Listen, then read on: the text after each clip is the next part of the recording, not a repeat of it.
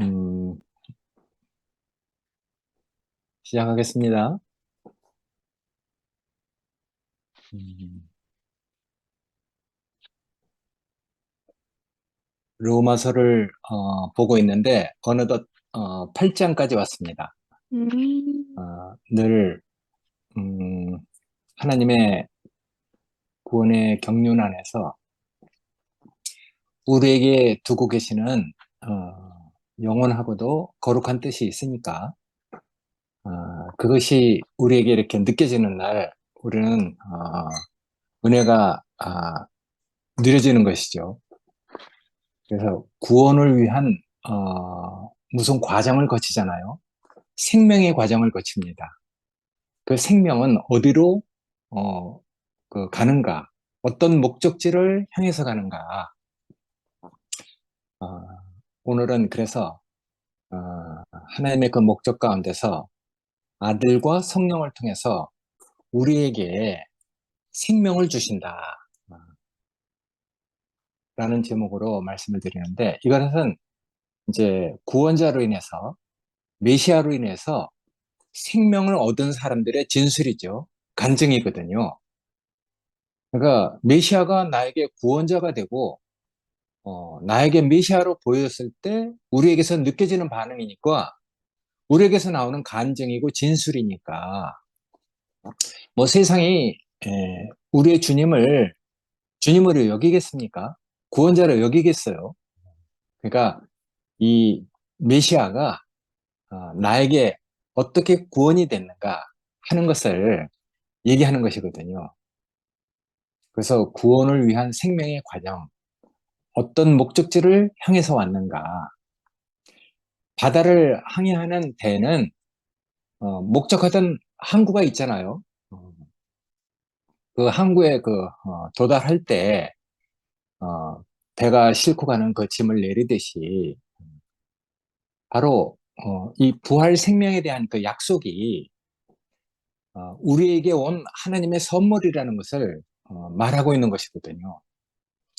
우리는 이 부활 생명, 영원한 생명을 얻었을 때 우리가 뭐 원하고 노력해서 얻은 게 아니잖아요. 어, 그래서 값없이 받은 것이라 해서 하나님의 은혜고 선물이라고 합니다.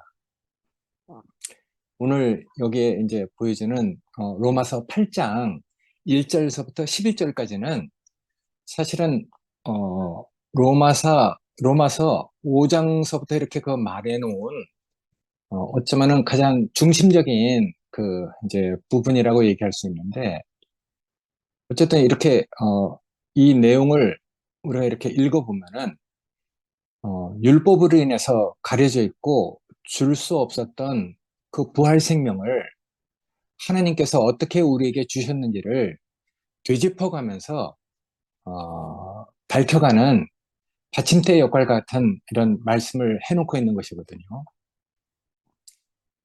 여기 보면은 그러므로 구원자 예수 안에 있는 사람에게는 결코 정죄함이 없습니다. 이렇게 얘기를 하고 있습니다. 그러니까 우리가 메시아 안에 있다면, 그리스도 안에 있다면은, 내가 정말 구원자 안에 있다면은, 어, 그게 어떻게 그 정죄가 되겠습니까? 사람 일도 그렇잖아요. 이번에 부산에 내려가서 뭐 하여튼 손녀를 보는데 얼마나 예쁜지. 그 생명의 관계니까. 원래, 이제 손녀를 보면서 원래 하나님과 우리가 정상적인 이런 관계가 가족 안에서, 그 생명 안에서 조금도 손상 없이 이렇게 드러나는 것을 우리가 보잖아요. 다 여기 이제 뭐 손녀를 가지고 계신 분들도 있고, 또 가족 관에서 그런 것을 다 느꼈지만은 그 할머니와 그 손녀 이런 사이에는 정죄함이 없는 것이거든요. 아들을 사랑하는 할 때보다도 더 희한하게 사랑이 흘러가는 것이니까.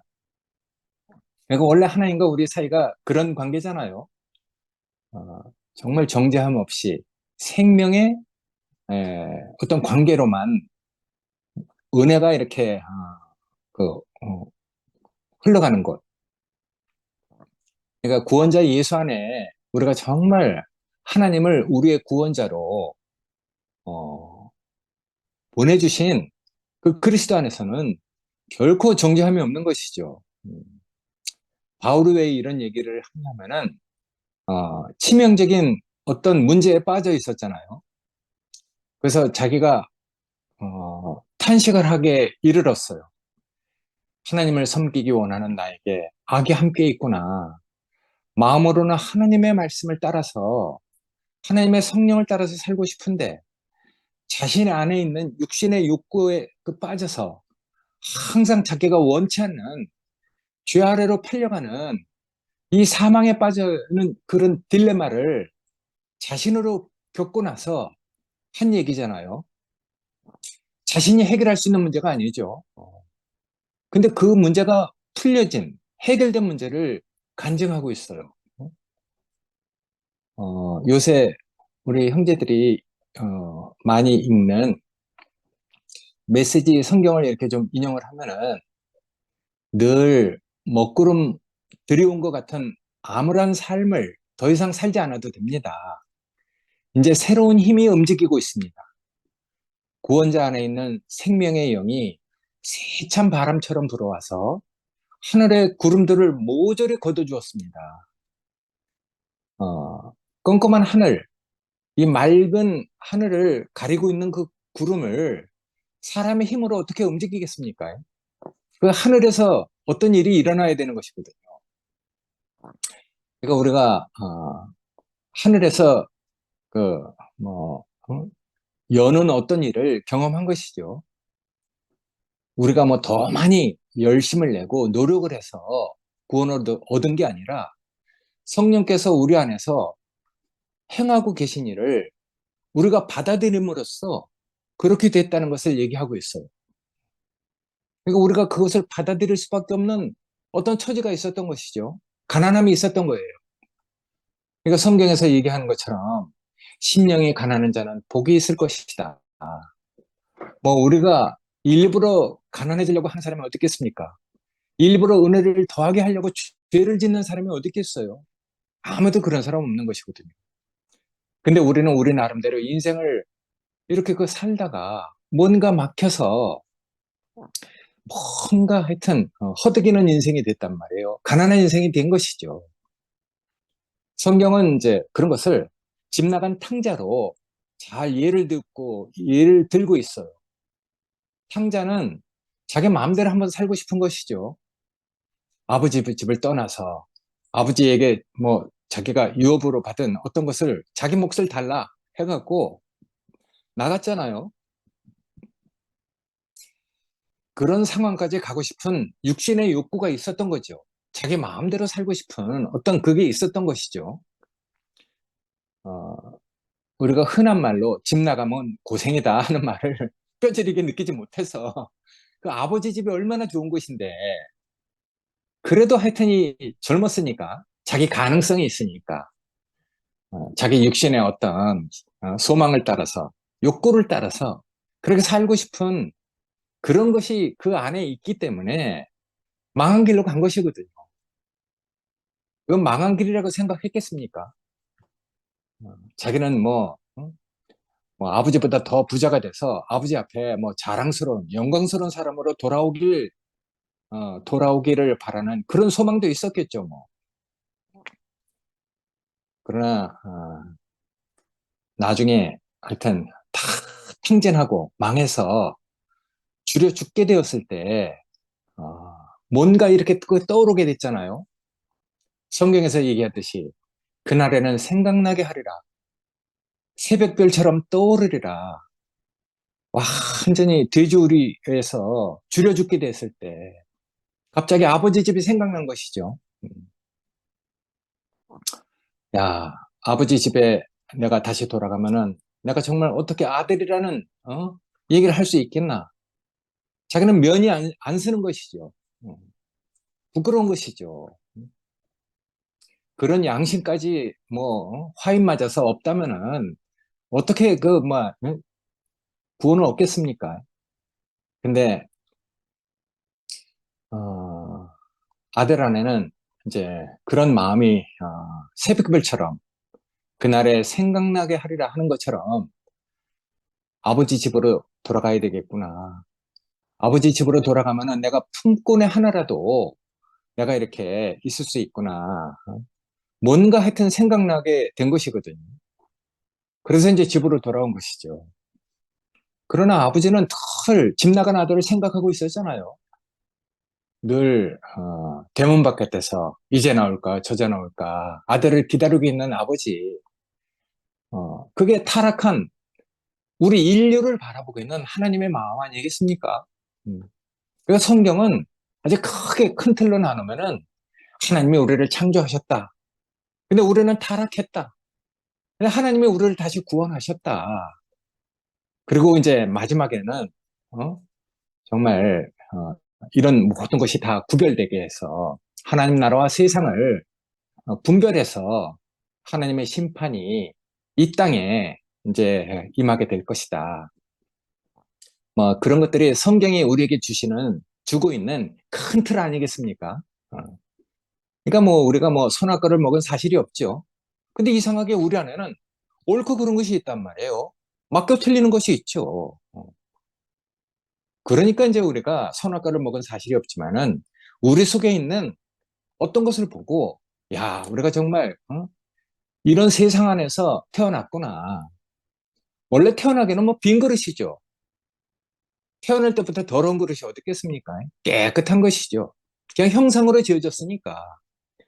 근데 세상이라는 이 어쩔 수 없는 상황 가운데서 우리가 어? 나아서 자라게 됐잖아요. 그러니까 이 그릇은 할 수 없이 뭔가 담기는 것이죠. 세상이 아닌 선악과가 없는 정말 생명과만 있는 그런 곳에서 자라면은 우리 안에 무슨 선악과가 담기겠습니까? 어. 그러니까 이게 어쩔 수 없는 이 환경 안에서 태어나서 뭔가 우리가 그 보고 듣고 먹고 자랐기 때문에 그런 것을 이제 성경적인 그 이제 어휘를 빌려서 원죄 가운데서 태어났다 이렇게 얘기를 하는 것이거든요. 그러니까 예수를 막 따라다니면서 그렇게 시비를 걸던 그 사람들도 예수한테 그렇게 얘기하잖아요. 네가 온전히 죄 가운데서 태어나서 우리를 가르치려 하느냐? 어? 우리가 아브라함의 자손이고 우리가 하나님의 약속의 백성이거늘 우리가 한 번도 죄 아래로 팔려간 적이 없거늘 네가 어째서 우리를 갖다가 그렇게 그 얘기하느냐? 그렇게 얘기하잖아요. 그러니까 예수님께서 그렇게 말씀하신단 말이에요. 너희가 아브라함의 자손이면은 아브라함의 행사를 하였거늘 너희는 너희 행사를 보니 너희 아비 마귀에게서 났구나. 너희는 아브라함의 자손이 아니구나. 아브라함은 내 말을 알아듣겠거늘 너희는 어찌하여 내 말을 못 알아듣느냐. 이렇게까지 얘기를 하는 것이거든요. 그러니까 사람 속에는 원죄라는 온전히 죄 가운데서 태어났다는 그 사실을 뭐 벗어날 수 없는 것이죠. 그래서 성경에서 아까 그 말씀드렸듯이 하나님이 우리를 창조하셨다. 우리는 타락했다. 근데 하나님이 우리를 구원하셨다. 이런 것이 성경이 우리에게 주고 있는 큰 틀이잖아요. 그러니까 우리가 그런 하나님의 경륜 안에서 우리가 다 정말 뭐, 어, 그런 타락 가운데 있었기 때문에 우린 구원이 정말 필요한 사람들이거든요. 음.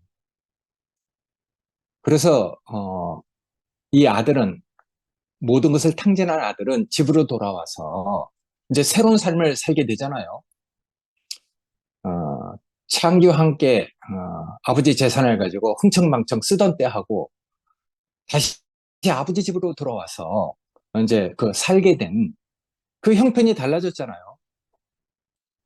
형님에 대해서는 얼마나 겸손한 마음을 갖겠어요.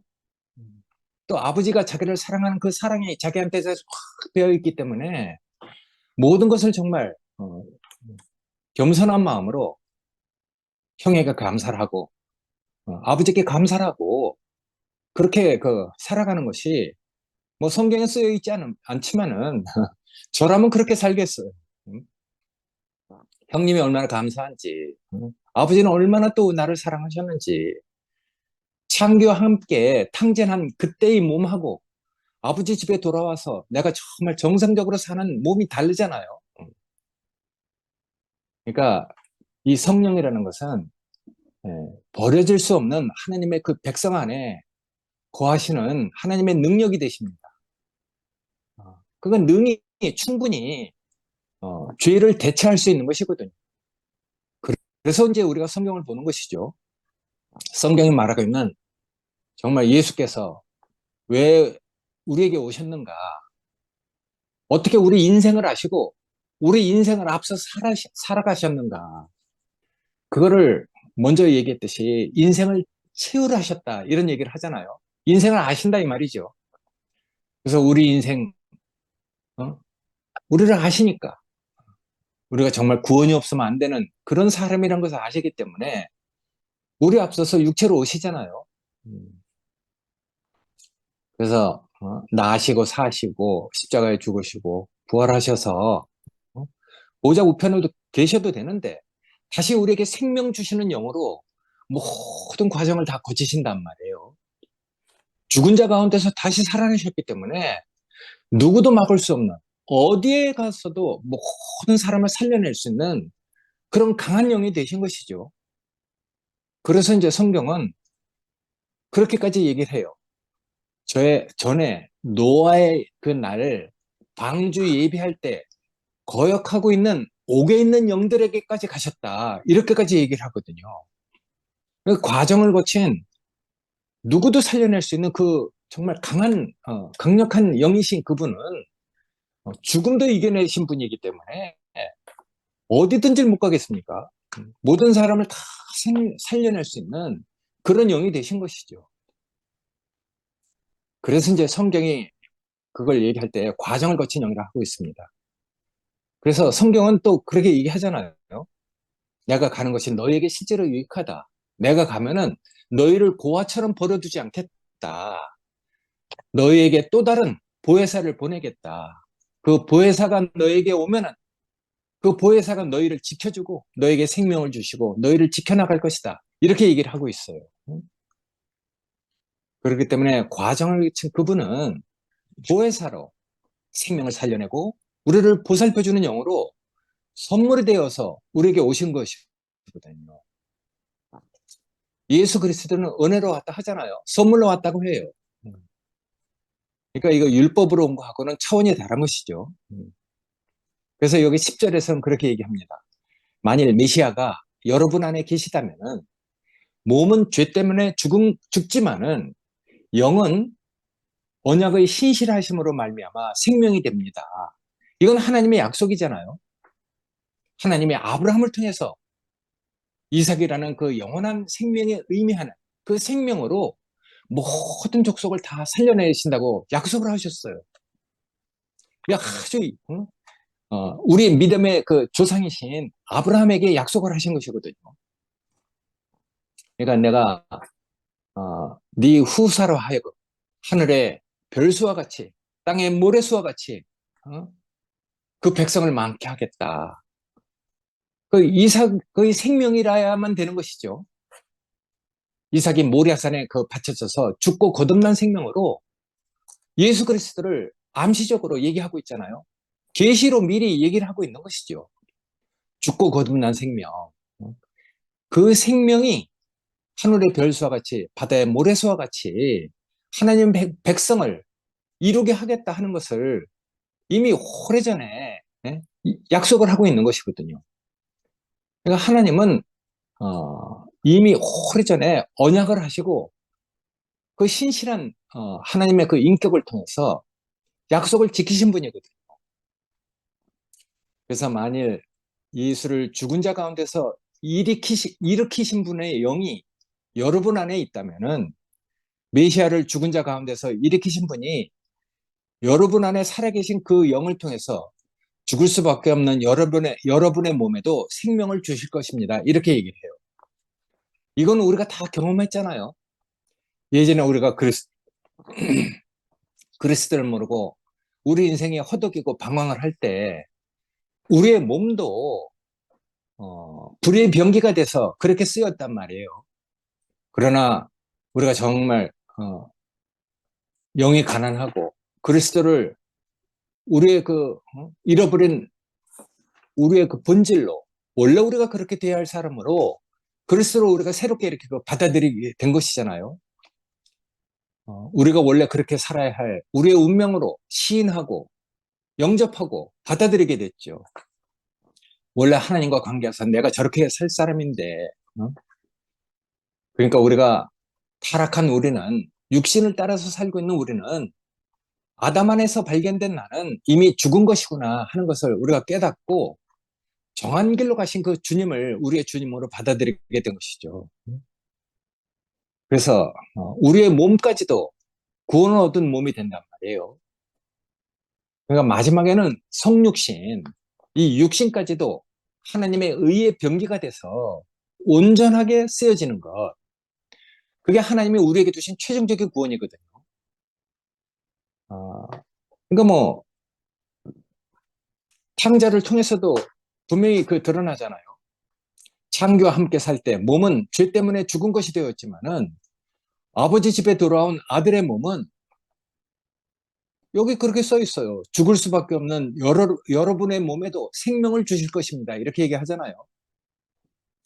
그러니까 아버지 집에 돌아온 그 아들의 몸은 이제 사람이 바른 사람이 됐기 때문에 몸도 합당하게 봉사를 하게 되는 것이거든요.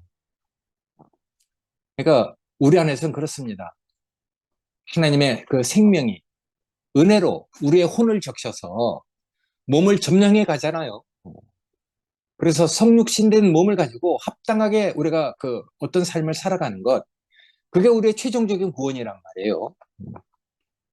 그러니까 우리는 혼이 타락을 했기 때문에.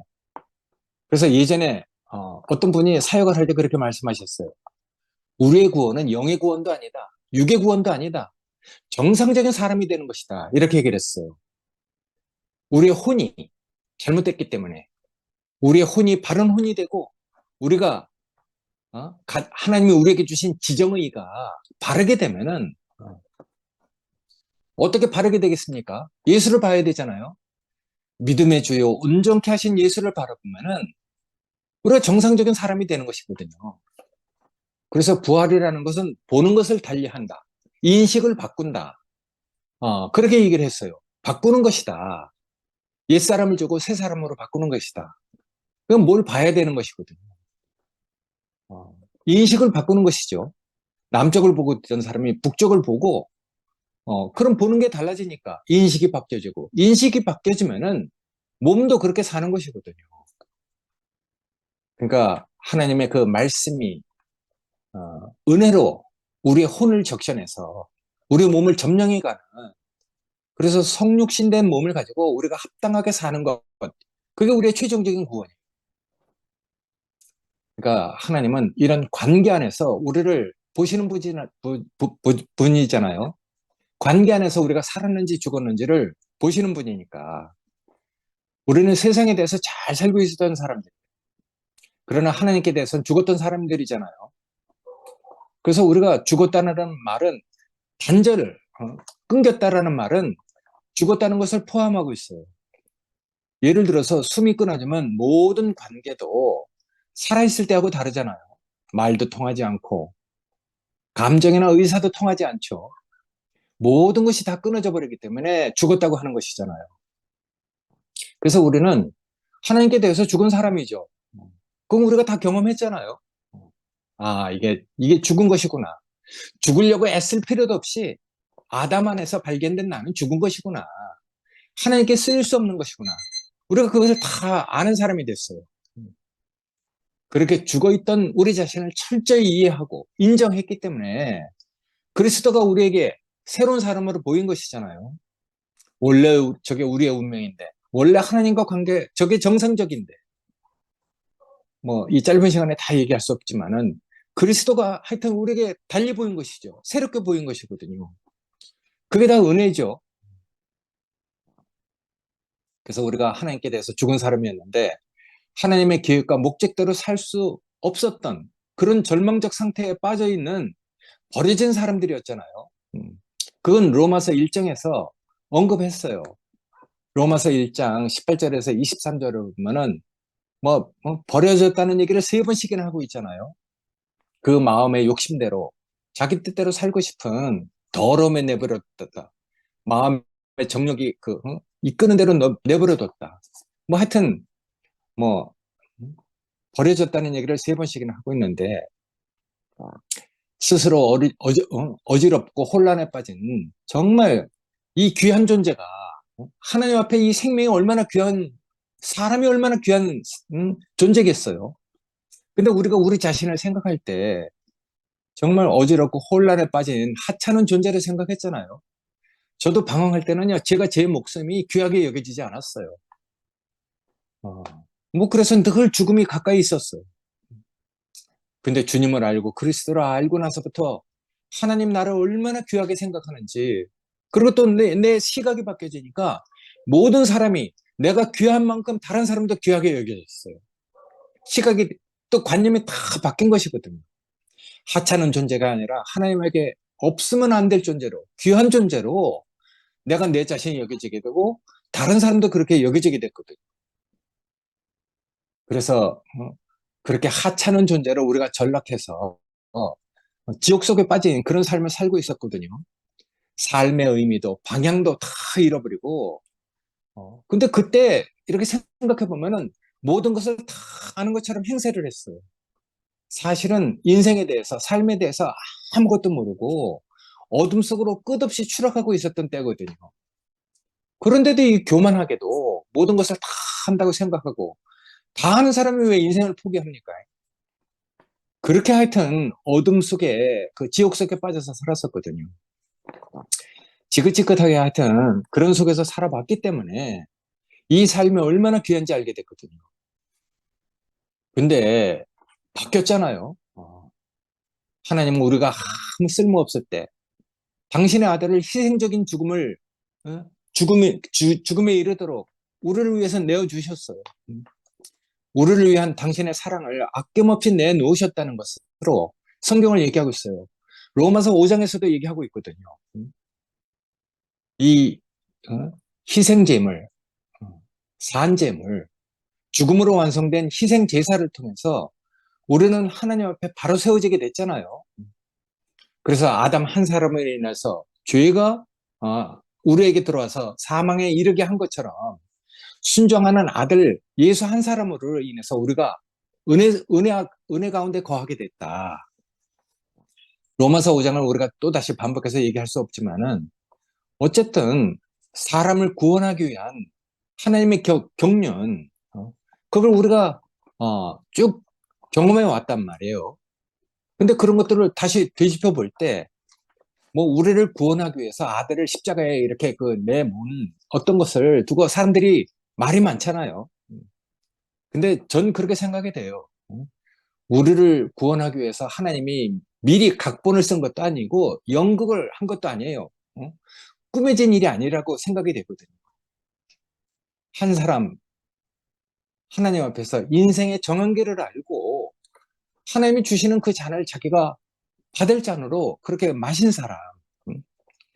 내가 아버지가 주신 잔을 내가 다 마셔야 되지 않겠느냐. 그냥 그게 자기의 그 정한 길로 보였기 때문에 그 길로 간 것이거든요.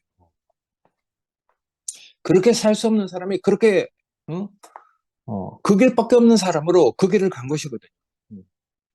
근데 그 한 사람, 그 순종한 사람으로 인해서 원래 아버지와 우리의 관계를 회복시킨 사람으로 우리가 우리의 주님으로 받아들이게 됐잖아요. 그래서 하나님께 가려져 있던 문이 열리게 됐어요. 그래서 뭐 그거를 지성소에 있는 그 휘장이 찢어졌다는 여러 가지 것으로 얘기하고 있는데 하여튼 이런 것들이 뭐 예정론처럼 미리 그 각본을 써서 연극을 시킨 게 아니잖아요. 전 이런 걸 볼 때 구원을 위한 큰 틀에서 하나님의 언약이 성경적으로 이루어진 것이라고 생각할 때 어머 이렇게 된 것이지 결코 뭐 각본을 따라서 연극을 하기 위해서 꾸며진 일이 아니라는 것을 이렇게 알게 됐어요. 그건 우리가 우리 주위에 있는 사람을 통해서도 보잖아요. 한 사람이 어떤 말씀을 듣고 회복돼서 바르게 살아갔는데 자기의 그 지난 날을 쭉 얘기하는데 어떤 사람이 그 사람을 두고 그렇게 얘기하잖아요. 야, 저 사람이 나를 위해서 예비된 사람 같다. 이렇게 얘기를 한단 말이에요. 그 여기 상도하고 미화도 있고 또 많은 상도를 통해서 구원 얻은 사람들이 간증을 그렇게 하잖아요. 상도 오빠가 내 구원을 위해서 예비된 사람이라고 그렇게 간증한 것을 우리가 많이 들었단 말이에요. 그러니까 난 나대로 이렇게 사는데 어, 하나님이 나에게 보여주신 그 길, 내 구원의 길, 그 안에서 난 살았을 뿐인데 어떤 사람은 그것이 자기를 위한 구원의 길이라고 고백한 이런 것을 우리가 교회에서 많이 이렇게 봐왔기 때문에 그러니까 예수님은 그냥 정한 길로 간 것뿐이죠. 각본을 따라서 연극을 한 게 아니거든요. 근데 우리가 다 예수를 따라서 정상적인 사람으로 회복되고 하여튼 하나님과 친밀한 관계가 됐죠. 그러니까 우리가 최악의 상태에 있을 때도 하나님이 우리를 위해서 아들의 그 희생 제물을 통해서 우리를 이렇게 구원하셨는데 지금 우리가 하나님하고 정상적인 관계가 된 지금에는 우리가 더 얼마나 하나님의 은혜를 누리고 사는 사람이 됐겠어요. 그러니까 우리가 정상적인 관계 안에서 살아가는 지금 그러니까 그 먼저 얘기했듯이 연합이라는 정말 분리돼 있을 때도 우리를 위해서 그렇게 우리를 구원하기 위해서 우리를 위해서 그렇게 하셨는데 지금 정상적인 관계 안에서 이 연합 안에서는 얼마나 그 복된 것을 누리게 하겠습니까? 그러니까 우리가 육신을 따라서 살아가는 것 죽은 자로 선고받은 아담에게 발목을 잡혀서 끌려가는 경험을 우리가 충분히 했기 때문에 내 뜻대로 살고 싶은 집 나간 탕자의 그 경험을 우리가 충분히 해봤기 때문에 그런 경향은 결국 죽는다는 것을 우리가 알고 있는 사람이 된 것이죠. 그러니까 우리는 그 길을 갈 수 없는 사람으로 우리 자신을 이렇게 알게 됐거든요. 그러니까 육신을 따라서 사는 것은 죽은 아담에게 발목을 잡히는 경향이 있다는 사실을 있는 그대로 우리가 인정하게 됐어요. 아이고, 아담 안에서 내가 저렇게 살면은 옛날처럼 내가 또 사망에 빠질 수밖에 없는 사람이 되는구나. 그건 경험으로 아는 것이거든요. 한두 번 살아본 게 아니잖아요. 그러니까 우리가 아담에게 발목을 잡힌 이런 것. 그러니까 그 안에는 무슨 능력이 있는 것 같아. 육신을 따라서 살면은 어떤 능력이 존재해요. 우리 집 마당을 내가 저 디딤돌을 다 갈았잖아요. 잡초가 퍼지니까 이 정원의 꽃들이 견디질 못하는 거예요. 잡초는 모든 꽃들을 시들게 하고 그 퍼져나가는 능력이 엄청나니까. 그러니까 잡초가 퍼지면 정원을 몽땅 장악하고 모든 꽃을 시들게 하는 능력이 존재해요. 그러니까 육신을 따라서 살면은 결국은 나는 사망에 빠지는 것이거든요. 그러니까 육신 안에 그런 능력이 있는 것이요. 그런 법이 있어요. 잡초가 그런 능력이 있는 것처럼. 그러니까 육신 안에 사는 사람은 우리가 하나님께 돌아갈 수 있는 그런 일이 불가능한 것이죠. 죽음의 악취를 나르는 세상의 내용, 반응, 세상의 힘과 실력 그런 거에 대해서 우리는 직관적으로 알고 있잖아요. 우리 속에서 생명의 그 직관으로 세상이 이렇게 보여지면은 세상의 내용이나 세상의 반응이나 어떤 세상의 힘과 실력에 대해서는 우리가 이제 그 안에서 많이 살아왔고 구원을 얻었기 때문에 우리 속에 있는 생명이 벌써 아니다. 아유, 저건 아니다 하고 이렇게 느끼게 하잖아요. 우리 속에 있는 생명의 직관이 먼저 반응을 하는 것이죠. 우리가 늘 보고 있는 것은 아담과 그리스도의 대조가 펼쳐지고 있는 광경을 보고 있어요. 아담은 어떻고 그리스도는 어떤지 그 세계가 우리 안에 이렇게 구별이 돼서 보여지고 있는 것이거든요. 그러니까 세상은 죄와 사망 안에서 왕노릇하는 것을 우리가 보고 있단 말이에요. 그러니까 왕노릇하는 죄에 대해서 심지어는 율법이 맡았던 역할까지도 우리가 충분히 알고 있어요. 율법이 뭐 나쁜 건 아니잖아요. 다 우리에게 생명으로 이르게 하는 하나님의 말씀인데, 근데 우리가 죄와 사망 안에 빠져 있으면은 율법까지도 다른 역할로 쓰여지고 있단 말이에요. 그러나 우리가 이제 구원을 얻어서 다른 자리로 세계가 옮겨졌잖아요. 구별이 됐죠. 에클레시아, 성령으로 인해서 우리가 정말 다른 세계로 우리가 옮겨진 사람이 됐으니까. 그러니까 옮겨진 그 세계 안에서는 그렇게 얘기를 해요. 은혜도 또한 의로 말미암아 왕노릇해서 우리 주 구원자로 말미암아 우리를 영생에 이르게 한다 하는 말을 하는 것이거든요. 그러니까 우리 주 구원자로 인해서 우리가 영생에 이른 어떤 경험을 가지고 있기 때문에 이 함축된 간증 안에서 핵심적인 대조는 항상 사망과 생명이에요. 우리는 그런 것을 구별할 수 있는 눈을 이미 하나님이 우리에게 주신 것이죠. 그래서 영적인 싸움이다 이렇게 얘기를 하고 있어요. 우리는 직관적으로 어떤 것을 볼 때 사망과 생명이 이렇게 딱 구별이 되잖아요. 그만큼 우리 눈을 밝게 하신 것이죠. 성경에 그렇게 얘기하고 있잖아요. 지금은 한낮이 아니냐. 한낮, 정오에 다니는 자가 왜 어둠에 빠지겠느냐. 이런 얘기를 하고 있어요. 한낮에, 빛 가운데 있는 사람은 어둠에 빠질 수 없는 것이죠.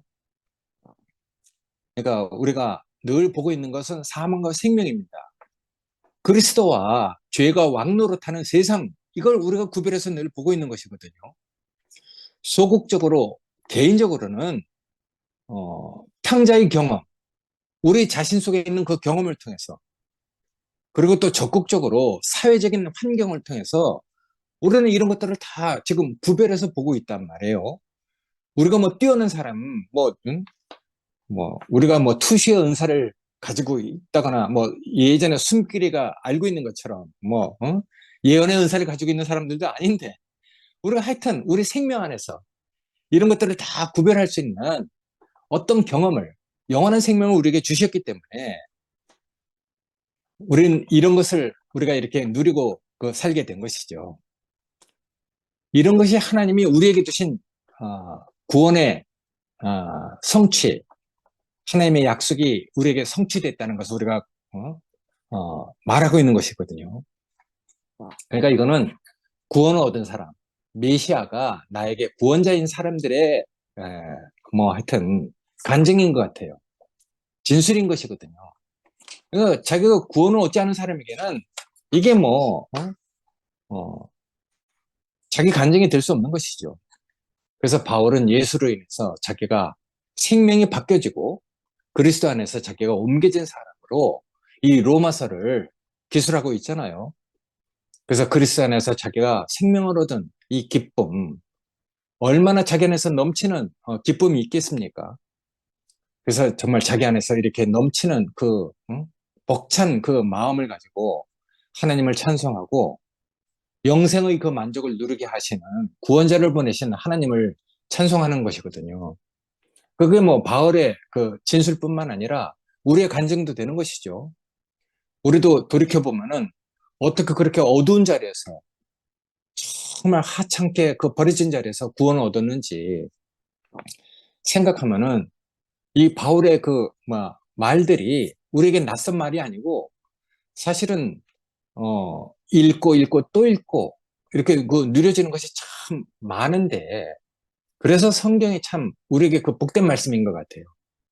저도 로마서를 하면서 읽고 또 읽는데 늘 새로운 하나님의 그 말씀이 하나님이 나에게 하신 일이 새롭게 이렇게 느껴지니까 정말 은혜가 많이 됐거든요. 어쨌든 영생의 그 만족을 누리게 하신 더 이상 뭐 바랄 것 없는 그리스도 안에서 만족한 자기 구원을 하나님에게 영광을 돌리면서 찬송하는 바울, 그 바울 안에서 우리가 이렇게 발견된 것이 너무 감사하다는 생각이 들었습니다.